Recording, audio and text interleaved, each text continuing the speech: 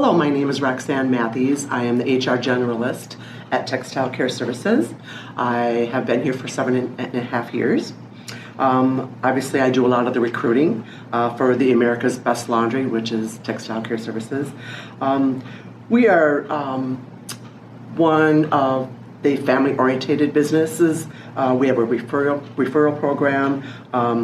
We really focus on the staff that we currently have. We can hire every day. However, to maintain that staff takes a lot of work as well. And so with that said, we work on appreciations, achievements, milestones, and recognitions.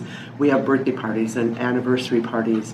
We have an employee appreciation day, and we also have 4 food days throughout the year where we feed all 215 people their lunch. We work Monday through Friday. That means a lot to a lot of people. We have competitive wages. We have a great benefit package with a 401k that matches. And we have free parking. And we have a bus route also, which makes it really convenient for those that do not drive. Mayo Clinic is 60 to 65% of our business. So we are secure. We're not going anywhere.